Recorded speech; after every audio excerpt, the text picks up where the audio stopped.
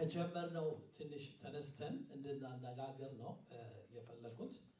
ከሁሉ የሚበልጥ መንገድ በሚል ርዕስ ባለፈው ሳምንት ተመልክተን ነበረ እና ከሁሉ የሚበልጠው ምንድነው አለን?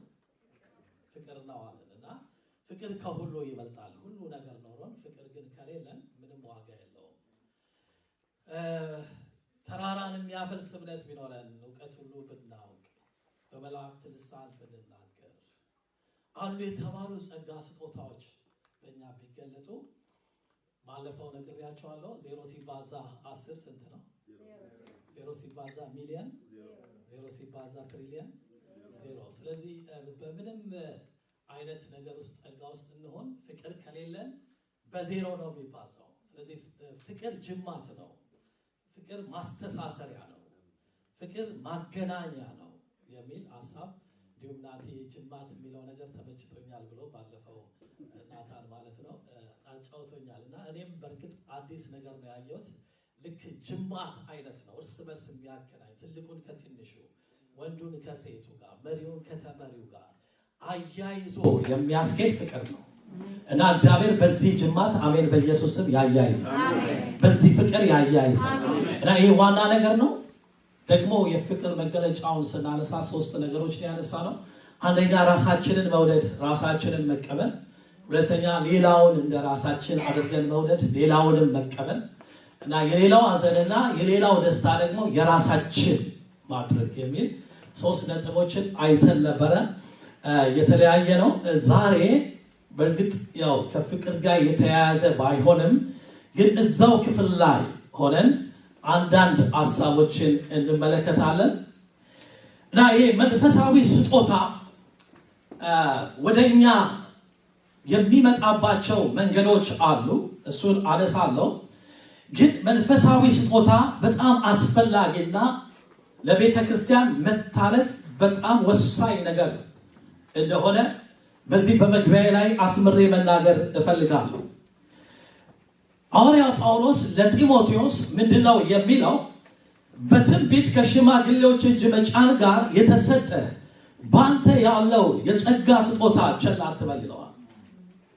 ምን ማለት ነው? ሽማግሌዎች እጅ ጭነው ሲጸልዩልህ የተቀበልከው የጸጋ ስጦታ አለ። ስለዚህ ያንን የጸጋ ስጦታ ቸል እንዳትለው፣ እንዳትተወው፣ ትኩረት እንድትሰጠው እኔ አሳስብሃለሁ ይለዋል። በሌላ ቦታ ላይ ደግሞ በእርግጥ ሐዋርያው ጳውሎስ ከጢሞቴዎስ ጋር አብረው አይደሉም ያሉት፣ በአካል ደብዳቤ እየጻፈለት ነው። ግን እንደዚህ ይለዋል፣ ስለዚህ ምክንያት አንተው ስላለው የጸጋ ስጦታ ምክንያት እሳት እንደሚያቀጣጥል ሰው እጆቼን በመጫኔ በአንተ ያለውን የእግዚአብሔር ስጦታ እንድታነሳሳ አሳስባለሁ። እዚህ ጋር 2 ነገር ነው የምናየው። አንድም እጅ በመጫን የጸጋ ስጦታ መቀበል እንዳለ፣ በተለይ በሽማግሌዎች እጅ በመጫን፣ ሁለትም ደግሞ የተቀበልነው የጸጋ ስጦታ ደግሞ እጅ በመጫን እንደሚነሳሳ፣ በተለይ ይሄ በአንተ ውስጥ ያለውን የሚለው የሚጠቀምበትን ቃል ፋን ኢንቱ ዘ ፍሌም የሚል ቃል ነው የሚጠቀመው። ምናልባት እዚህ ተወልዳችሁ ያደጋችሁ ሰዎች አሁን የምናገረው ነገር ላይገባችሁ ይችላል። በተለይ ደግሞ ኢትዮጵያ ተወልደን ገጠር አካባቢ ደግሞ አድገን የመጣን ሰዎች ይገባናል። በገጠር ውስጥ እናቶቻችን ወይም እህቶቻችን ምግብ ሊያበስሉ ሲሉ እሳት ያቀጣጥላሉ እና እሳት ካቀጣጠሉ በኋላ ምግብ ያበስሉና ምግብ አብስለው ሲጨርሱ እሳቱን ሙሉ ለሙሉ አያጠፉትም። ምንድነው የሚያደርጉት? ያዳፍኑታል። በአመድ ያዳፍኑታል። አመድ ይጨምሩበታል። ከዛ ሁለተኛ ሌላ ምግብ ማብሰል ሲፈልጉ ሌላ ክብሪት አይጭሩም፣ ሌላ እሳት እንደገና አይለኩሱም። ምንድነው የሚያደርጉት? በርከክ ኪሎና ያንኑ እሳት አመዱን ብለው ያቀጣጥሉታል፣ አመዱን ያነሱታል እና በዛ ሰዓት ያው እሳት ይቀጣጠላል። እና ሐዋርያው ጳውሎስ ምንድነው የሚለው? አንተ ውስጥ የእግዚአብሔር ስጦታ አለ፣ አንተ ውስጥ የጸጋ ስጦታ አለ። በፍርሃት በበታቸኝነት ስሜት ምክንያት ይሄ ስጦታ ተዳፍኗል። እኔ አዲስ ስጦታ አይደለም አሁን እጅ በመጫን እንዲሰጥ ምጸልየው፣ ነገር ግን አንተ ውስጥ ያለውን አቀጣጥለዋለሁ፣ አነሳሰዋለሁ፣ እንዲወጣ አደርገዋለሁ። እና ዛሬ ሁለት ነገር ጌታ ያደርጋል በዚህ በሚኖረን ጊዜ። አንድም እኔም የቤተ ክርስቲያን ሽማግሌዎች እጅ ጭነን እንጸልይላችኋለን። ወጣቶች አዳዲስ ስጦታዎች ከእግዚአብሔር ትቀበላል። አሜን። በኋላ ነጥብ አነሳለሁ። አዳዲስ ስጦታዎች፣ የጸጋ ስጦታዎች ትቀበላላችሁ። ከኛ አይደለም የምትቀበሉት። እኛ ልክ ለምልክት ነው እጅ የምንጭነው፣ መንፈስ ቅዱስ ግን እንደወደደ ይሰጣቸዋል። ሁለትም እኛ ውስጥ የጸጋ ስጦታ ያለን ሰዎች በምናልፍበት የህይወት ውጣ ውረድ ሊሆን ይችላል፣ ሰልፍ ሊሆን ይችላል፣ ውጊያ ሊሆን ይችላል። በማንኛቸው ምክንያት ውስጣችን ያለው የተዳፈነ ነገር ያለን ሰዎች ዛሬ በኢየሱስ ስም የጸጋ ስጦታ ይቀጣጠላል፣ ይነሳሳል። ስለዚህ አንድ ነገር እንፈልጋለን በዚህ ውስጥ መንፈሳዊ ስጦታን በብርቱ እንፈልጋለን። አሜን። መንፈሳዊ ስጦታን በብርቱ እንፈልጋለን። እነዚህ ሁለት ነገሮች ይሆናሉ ብዬ ጌታን አምኜ ተስፋ አድርጌ ጠብቄ መጥቻለሁ። መጨረሻ ላይ እንጸልያለን። ስንጸልይ በእርግጥም ከሁለት አንዱ በእኛ ውስጥ ይሆናል። ምን ማለት ነው? የጸጋ ስጦታ ውስጣችን ያለን ሰዎች ውስጣችን ይቀጣጥላል። ምናልባት አዳዲስ ስጦታዎችን ሊሰጠን የተገባ ደግሞ ይሰጠናል። ስለዚህ ኤክስፔክት አድርጉ፣ ከኔ ሳይሆን ከጌታ። ለዚህ ግን ስለ መንፈሳዊ ነገር ልናውቃቸው የሚገቡ የተወሰኑ ነጥቦችን ልናገር። በእውቀት ማድረግ ስላለብን እናደርገውን ነገር የተወሰኑ ነገሮችን ልናገር። ከዚሁ ከቆሮንቶስ ላይ ነው የምናገረው። ምዕራፍ 12 ቁጥር 1 ላይ ስለ መንፈሳዊ ነገርም ወንድሞች ሆይ ታውቁ ዘንድ እወዳለሁ። ስለ መንፈሳዊ ነገር ልናውቅ ያስፈልገናል። ስለ መንፈሳዊ ነገር ብሎ የሚናገረው ስለ ስጦታዎች፣ ስለ ጸጋ ስጦታዎች፣ መንፈስ ቅዱስ ስለሚሰራባቸው አሰራሮች፣ ጸጋዎች፣ አገልግሎቶች ልናውቅ እንደሚገባ ሐዋርያው ጳውሎስ በደንብ አድርጎ አስረግጦ ይነግረናል። ስለዚህ ስለ መንፈሳዊ ነገር ወይም ስለ ጸጋ ስጦታዎች ወይም ከእግዚአብሔር ስለምንቀበላቸው የጸጋ ስጦታዎች፣ አገልግሎቶች ልናውቃቸው የሚገቡ ነገሮች ምንድን ናቸው? አሁን በነጥብ እናገራለሁ። የመጀመሪያው ምንም አይነት ስጦታ በሕይወታችን ውስጥ ይገለጥ፣ ስጦታው የሚናገረው የኢየሱስ ጌትነት ነው። አሜን። የኢየሱስን የበላይነት ነው የሚያሳየው። እግዚአብሔር በምንም አይነት ስጦታ ሊሞላ ይችላል። በኋላ አነሳለሁ። ያው 9 የጸጋ ስጦታዎች ይባላሉ እዚህ ቦታ ላይ። እንደዚሁም ደግሞ 4 እነዚህ ኦፊሶች አሉ ኤፌሶን ላይ። እንደዚያም ደግሞ ሮሜ ላይ ምዕራፍ 12 ላይ አገልግሎት ስጦታዎች አሉ። እነዚህን ሁሉ ስትሰበስቧቸው የሚሰጧቸው ድምሮች አሉ። ምናልባትም ከዛም በላይ ሊሆኑ ይችላሉ። ሁሉንም ጸጋ ብንሞላ ዋው አስቻለው፣ ዋው አበበ ለመባል ሳይሆን ዋው ኢየሱስ። አሜን። መጽሐፍ ቅዱስ እንደዚህ ብሎ ይናገራል። ስለዚህ ማንም በእግዚአብሔር መንፈስ ሲናገር ኢየሱስ የተረገመ ነው የሚል እንደሌለ በመንፈስ ቅዱስ ካልሆነ በቀር ኢየሱስ ጌታ ነው ሊል አንድ እንኳን እንዳይችል አስታውቃቸዋለሁ። ስለዚህ በመጀመሪያ መታወቅ ያለበት የቱንም ያህል እግዚአብሔር በእኛ ይጠቀም፣ በእኛ ይስራ፣ በእኛ መስራቱ የሚያሳየው የኢየሱስን ጌትነት፣ የኢየሱስን የበላይነት መሆን አለበት። ምክንያቱም ጌታ ኢየሱስ እንደዚህ ብሏል፣ መንፈስ ቅዱስ በመጣ ጊዜ እኔን ያከብረኛል። መንፈስ ቅዱስ ሲመጣ ማንንም ታዋቂ፣ ማንንም ዓለም አቀፍ አገልጋይ የማድረግ ፕሮግራም የለውም። መንፈስ ቅዱስ ሲመጣ ኢየሱስን መግለጥ፣ ኢየሱስን ማሳወቅ፣ ኢየሱስን ማሳየት ነው ፕሮግራሙ። እስቲ ክብር ለኢየሱስ አምጡለት። ሃሌሉያ! ኢየሱስን ቦክ ማድረግ፣ ኢየሱስን ማድመቅ፣ ሰዎች ኢየሱስን እንዲያዩት ማድረግ ነው የመንፈስ ቅዱስ ፕሮግራም። እና አንዳንድ ጊዜ የጸጋ ስጦታዎችን ስንፈልግ በተሳሳተ ሞቲቭ እንፈልጋለን። አትለምኑምና ለእናንተ አይሆንም ይላል መጽሐፍ። ትለምናላችሁ፣ ነገር ግን በምቾቶቻችሁ ትከፍሉ ዘንድ በክፉ ትለምናላችሁና አትቀበሉም ይላል። ሁለት ጊዜ አንቀበልም፣ አንድም ባለመለመን፣ ሁለትም ስንለምን ባልሆነ መንገድ በመለመን። ስለዚህ ስለ መንፈሳዊ ስጦታ ስናስብ መንፈሳዊ ስጦታ በብርቱ መፈለግ አለብን። ስንፈልግ ግን ራሳችንን ለማሳየት ሳይሆን ኢየሱስን ለመግለጥ። ይሄ በቀይ እስክሪብቶ 10 ጊዜ ከታች መሰመር አለበት። አሜን አሜን አሜን።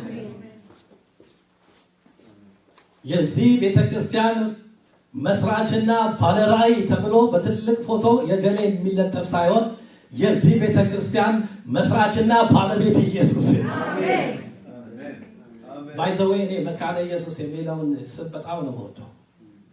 የቸርቻችን ስም ማለት ነው።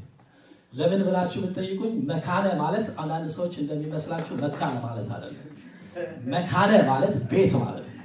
የኢየሱስ ቤት፣ ኢየሱስ የሚታይበት፣ ኢየሱስ የሚደምቅበት፣ ኢየሱስ የሚሰበክበት፣ ኢየሱስ ቦግ የሚልበት። አሜን። ዲኖሚኔሽን እየሰበኩ አይደለም፣ ግን እንዲሁ ኢየሱስ የሚያሳይ ነው መንፈስ ቅዱስ ለማለት ነው። ሁለተኛው የምናየው ልናውቀው የሚገባ ነገር ስለ መንፈሳዊ ነገር ልታውቁ ወዳለው ለሚል ጸጋ ስጦታዎች ልዩ ልዩ እንደሆኑ ማወቅ አለብን። የጸጋ ስጦታዎች ልዩ ልዩ እንደሆኑ ማወቅ አለብን። እዚሁ ላይ የጸጋ ስጦታዎች ልዩ ልዩ ነው ይላል። አሁን ይሄንን ምን ትነግረናለህ? ኦልሬዲ መጽሐፍ ቅዱስ ይነግራል። ኖ በነገራችን ላይ በዚህ ማወቅና በተግባር ማወቅ ይለያያል። አንዳንዴ እናውቃለን ግን አናውቅም። የጸጋ ስጦታዎች ልዩ ልዩ እንደሆኑ ማወቅ አለብን። ማለት እኔ ጋር ያለው ጸጋ፣ ታሜ ጋር ያለው ጸጋ፣ ናቲ ጋር፣ አቶ አንድነው ጋር ዘርዝሩ፣ እያንዳንዳችን ጋር ያለው ጸጋ የተለያየ አንድ አይነት የለም። ስለዚህ ያ ምንድነው የሚያሳየው መሰላችሁ? ውበትን ነው። ውበት ነው። በነገራችን ላይ ልዩነታችን ውበት እንጂ ልዩነታችን የመለያያ ምክንያት አይደለም። አሜን። አንዳንድ ጊዜ አንዳንዱ ሰው እንደዚህ ይላል፣ እሱ ዘመረ፣ አሁን እኔ ምን እጨምራለሁ? እኔ ብቆም ያንኑ። በጣም ይገርማችሁ፣ ያንኑ መዝሙር አንተ ብትዘምር የተለየ ነገር በአንተ ውስጥ ያልፋል። ምንድነው አንተ ውስጥ ያለው ታሜ ውስጥ ካለ የተለየ ስለሆነ የተለያየ ጸጋ እንዳለ አውቀን፣ ስለዚህ በእኔ ብቻ ሳይሆን በእንትናም ጌታ ጸጋ እንዳስቀመጠን ማወቅ ይኖርብናል። ምክንያቱም ጸጋ ምንድነው አልኳችሁ? ልዩ ልዩ ነው። ጸጋ ልዩ ልዩ ነው። በዚሁ አጋጣሚ ደግሞ እዚህ ላይ መናገር እንፈልገው እነዚህ ልዩ ልዩ ጸጋዎች በኢየሱስ ስም አሜን ይገለጥ። ማለት አንዳንድ ጊዜ ስንመጣ ከሚሊ ጋር ስናወራ ነበር። ባይዘው ሚሊ እግዚአብሔር ይባርክ። ሚሊና ቤተሰቡ እዚህ በምቆይበት ጊዜ በጣም የሚያገለግሉኝ ቤተሰቦች ናቸው። እስቲ እግዚአብሔር ይባርካችሁ ብላችሁ ባርኩ። እግዚአብሔር ይባርካችሁ። እና ስናወራ ነበር፣ እሱ ቢለኝ ነበር አንዳንድ ጊዜ አንድ አይነት ይሆናል። እዚህ ለምሳሌ ወይ በትምህርት ብቻ ሊሆን ይችላል። ይቺ ቸርች የምትታወቅ በቃ ትምህርት ነው። እዛ ደግሞ አምልኮ ነው። በቃ እዛ ቸርች ደግሞ አምልኮ ነው። እዛ ደግሞ ስብከት ነው። እዛ ደግሞ ጸሎት ነው። ቸርቾች እኮ ኖ አንድ ቸርች ውስጥ ልዩ ልዩ ጸጋ መስራት አለበት። አሜን። ልዩ ልዩ ጸጋዎች ትምህርት ያለው ትምህርት መናገር አለበት። በኋላ እንድነጥብ አነሳለሁ። መዝሙር ያለው መዘመር አለበት። ወርሺፕ አለ። ጸሎት ያለው እውቀት ያለው መናገር አለበት። እናገራለሁ እንዴት መሆን እንዳለበት። ግን ልዩ ልዩ ግን ጸጋዎች መገለጥ አለባቸው። ለምን ጸጋ ምንድን ነው አልኳችሁ? ልዩ ልዩ ነው። ሶስተኛው አገልግሎት ልዩ ልዩ እንደሆነ እኔ እንዲሁ ጸጋና አገልግሎቱ what is the difference ብዬ ለማየት ሞክሬያለሁ። ማለት ጸጋ ልዩ ልዩ ነው፣ አገልግሎት ልዩ ልዩ ነው። ምንድነው? ያው አይደለም ወይ? አንድም ናቸው። ለየትም ያለ ሐሳብ አለው። ምንድነው ለየት የሚያደርገው? የተለያየ ጸጋ ይዘን በአንድ አገልግሎት ውስጥ ልንገባ እንችላለን። ለምሳሌ የጸሎት ነገር የእውቀት ነገር በውስጣችን ያለ ሰዎች ጸሎት ጓድ ውስጥ ልንገባ እንችላለን። የጸሎት አገልግሎት የዝማሬ ነገር ያለ ሰዎች ኳየር ዝማሬ አገልግሎት ውስጥ ልንገባ እንችላለን። እንዲህ እያለ አገልግሎቶች የተለያዩ አገልግሎቶች በግሩፕ ይኖራሉ። ልዩ ልዩ አገልግሎቶች ግን መጽሐፍ ቅዱስ ምንድነው የሚለን? ጸጋ ስጦታዎች ልዩ ልዩ ነው ይልና መንፈስ ግን ስንት ነው? አንድ ነው። እዚህ ጋር ነው አሁን ትልቅ የምናየው ነገር። የተለያየ ጸጋ ስጦታዎች ይሁኑ እንጂ ያን የጸጋ ስጦታ የሚሰጠው መንፈስ አንድ ነው። የተለያዩ መንፈስ የለም። ስንት መንፈስ? አንድ መንፈስ። አገልግሎት ልዩ ልዩ ነው። ጌታ ግን ስንት ነው? የምናገለግለው ጌታ አንድ ነው። በጸሎት የሚያገለግለው፣ በድቁና የሚያገለግለው፣ በዝማሬ የሚያገለግለው፣ እንደኔ በስብከት የሚያገለግል፣ በማስተማር የሚያገለግል የምናገለግለው ጌታ ስንት ነው? አንድ ነው። ስለዚህ ምን ማለት መሰላችሁ? በሌላ አማርኛ አንዱ ጸጋ ስጦታ ከሌላው ጸጋ ስጦታ አይበልጥምም አያንስምም። ለምን? የሚሰጠው ከአንዱ መንፈስ ስለሆነ። አንዱ አገልግሎት ክፍል ከሌላው አገልግሎት ክፍል አይበልጥምም አያንስምም። ለምን? የምናገለግለው አንዱን ጌታ ስለሆነ። ስለዚህ አንዳንድ ጊዜ እንደዚህ ብለን እናስባለን። የወርሺፕ እና የስብከቱና የዝማሬው አገልግሎት መድረክ ላይ ስለሚያሳይ እንዲሁ እንደምንም ብዬ እዛ ስር ብገባ ብታይ ብለን እንላለን። ግዴላችሁም ጌታ ባለበት ይየን በቃ ያይበቃናል። አሜን። የግድ እዚህ መድረኩ ላይ መድረኩን ለማግኘት መጋጨት፣ መጣላት፣ መፋጨት የለብንም። ሁላችንም የተሰጠን ችግር የለውም። ያልተሰጠን ከሆነ ግን ባለንበት ቦታ በተሰጠን ነው ማገልገል ያለብን እና ዛሬ በኢየሱስም ወንበሮች በትክክል ይቀመጣሉ። ይሄ ዝብርቅርቅ ያለ ቤት ኢማጂን አድርጉ።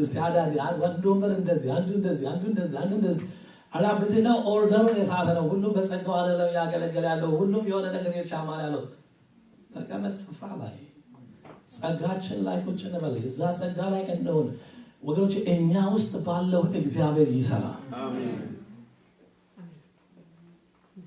ሌላው ልናውቀው የሚገባ ነገር አሰራር ልዩ ልዩ እንደሆነ ማወቅ አለብን። እዚህ ቦታ ላይ አሰራር ልዩ ልዩ ነው። ሁሉን በሁሉ የሚሰራ እግዚአብሔር ግን አንድ ነው። አሰራር ልዩ ልዩ ነው ማለት ምን ማለት ነው? አሁን አንዳንድ ጊዜ የአሰራር ኤክስፒሪየንስ ሼሪንግ የሚባል አለ። ልምምድ ልውውጥ የምናደርግበት ጊዜ ለምሳሌ እኛ ቸርች እንዴት ነው የምትሰሩት ብላችሁ ብትጠይቁኝ እኛም ደግሞ እንዴት ነው የምትሰሩት ብንል ሼር እንደራረጋለን።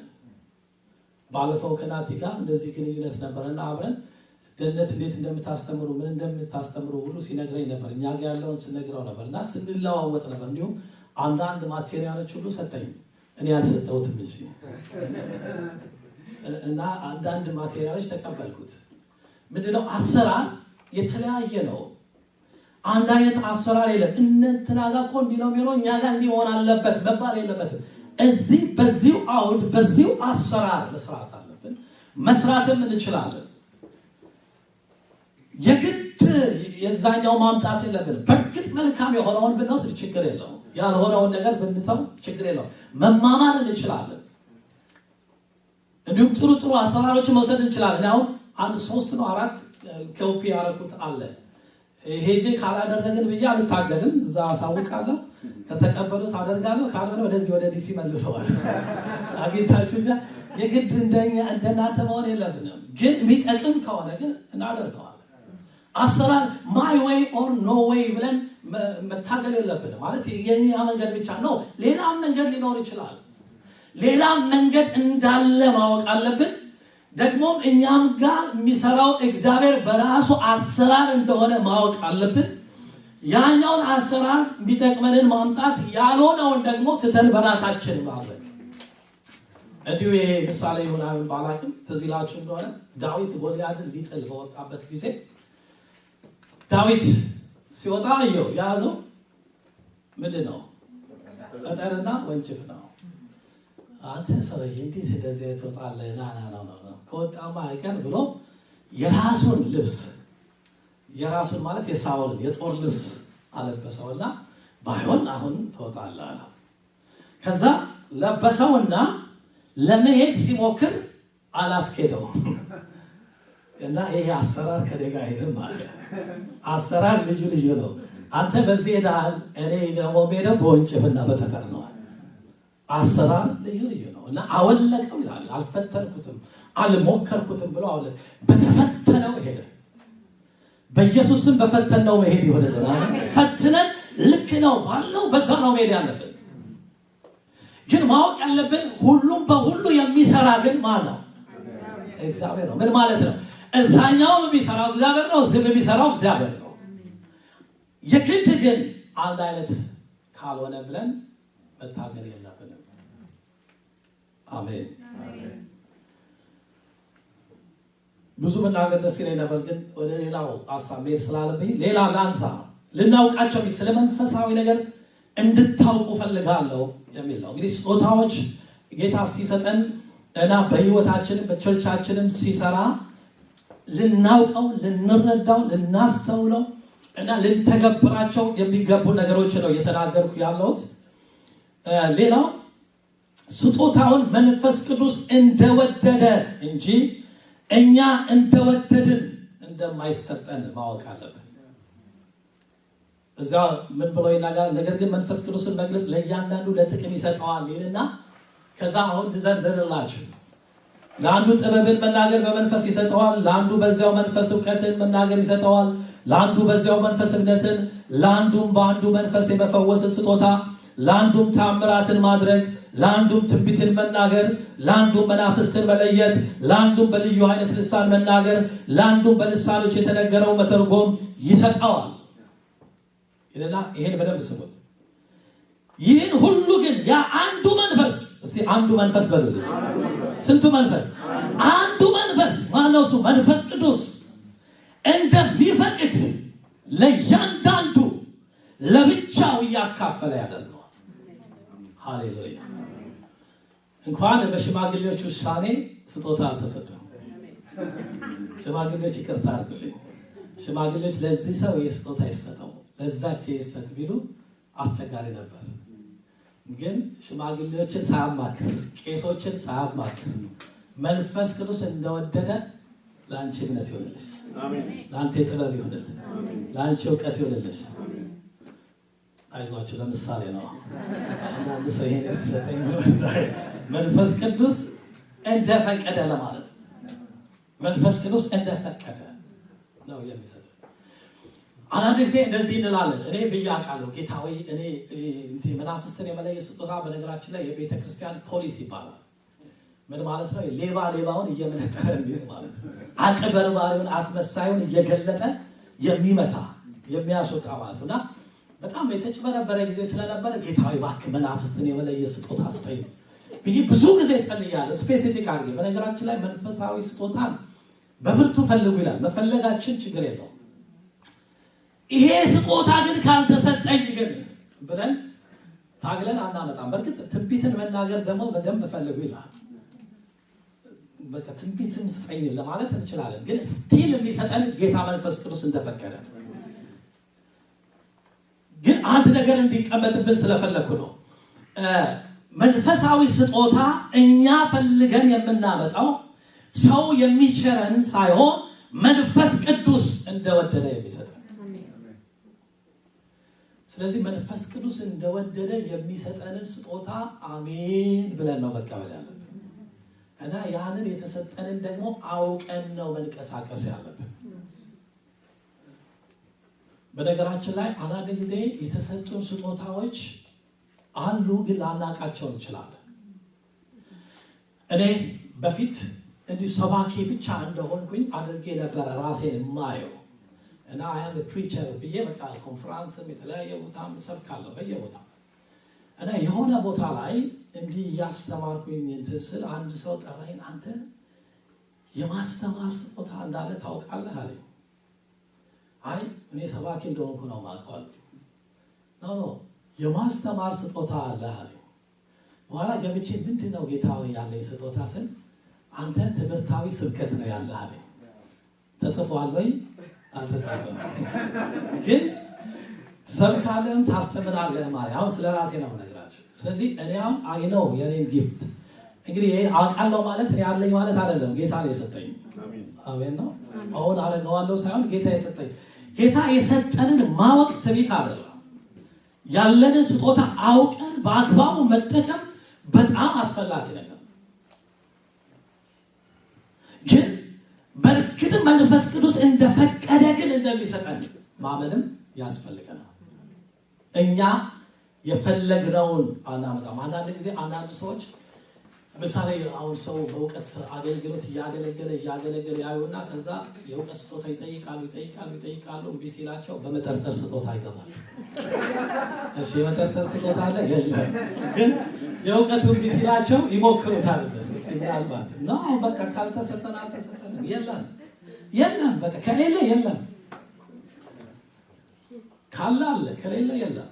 በእርግጥ ባይዘዌ እነዚህ ስጦታዎችን በተመለከተ አንዳንድ ጊዜ ጎልቶ የሚወጣ በእኛ ውስጥ አለ እንጂ መንፈስ ቅዱስ ሲፈልግ አንዳንዴ ነብይ ያደርጋቸዋል። ግን ያ ማለት የትንቢት ስጦታ አላችሁ ማለት አይደለም። ግን የሆነ ትንቢት ያናግራቸዋል። የሆነ ትንቢት የሚያስፈልገው ቦታ ላይ ድንገት አንድ ጊዜ ይናገርባችሁና ከዛ ግን የለም እንደ ያለ መስራችሁ ስትሉት የለም። ለዛ ፖይንት ብቻ ነው ያላችሁ። የሆነ ስፔሲፊክ የሆነ ነው። በጌታ በኢየሱስም የተሰጠንን ማወቅና መቀበል ይሆንልን። እኛ የፈለግነው ሰው የሚፈልገው ሳይሆን የተሰጠንን። እንዲሁ ከራሴ ጋር አያይዤ በነግራቸው ወደ እናንተ ውስጥ ስለሚገባ ምሳሌ ልስጣቸው። አንድ ጊዜ እንደዚሁ በግሩፕ አዳር ጸሎት ላይ ተጋበዝኩና ከዛ ለእያንዳንዱ ሰው በእውቀትና በትንቢት አገልግሎት መስጠት ጀመርኩ፣ መልእክት እያመጣው ማለት ነው። እና ከዛ በኋላ እዛ ሳገለግል ያዩኝ ሰዎች አይ ቲንክ ይህ ሰውዬ በእውቀትና በመገለጽ ስጦታ ያገለግላል ብለው ጠሩኝ። እና ሲጠሩኝ ገብቶኛል ለምን እንደጠሩኝ። ያኔ ያልከውን እስቲ አሁን እንበለን ነው። እና ያኔ ደግሞ ምንድነው ጌታ ይበላቸው ስል በኬሮፍ አትስሙ በቀጥታ ስሙ ብለህ ንገራቸው። ከዛ እኔም በቃ በኬሮፍ አትስሙ በቀጥታ ስሙ፣ በጎቼ ድምፄን ይሰማሉ ተብሎ ተጽፈዋል፣ እኔን ስሙ ብዬ ወጣሁ። እነሱ የፈለጉት ያችን ነበረ። ምንድነው መንፈስ ቅዱስ ሲፈቅድ ነው እንጂ እኛ ፈልገን አናመጣው። ሰውማ አምጣው። አንዳንድ ጊዜ የትንቢት ኮንፈረንስ የሆነ ኮንፈረንስ ይባል እንዴ በፕሮግራም ነው እንዴ ሰውየው አቅዶ ነው እንዴ ትንቢት መንፈስ ቅዱስ እኮ ነው አያመጣው ማለት የመንፈስ ቅዱስ ኮንፈረንስ ብንል እንችላለን። መንፈስ ቅዱስ የወደደውን ያደርጋል። ግን የሆነ ስፔሲፊክ አድርገን እንዴ የምናደርግበት ምናምን ሰውየው የሚናገር ከሆነ አትሄዱ እዛ ቦታ ላይ። መንፈስ ቅዱስ ግን ከተናገረ አሜን ነው። ለምንድን ነው የኔ ያልኩ ያለሁት? መንፈስ ቅዱስ እንደፈቀደ ነው የሚሰጠን። መንፈስ ቅዱስ እንደፈቀደ ነው የሚያደርገው፣ እኛ እንደፈለግን አይደለም የሚለው እውቀት ያስፈልገናል። ሌላው የጸጋ ስጦታዎችን ቅድም ብያለሁ፣ በብርቱ መፈለግ አለብን።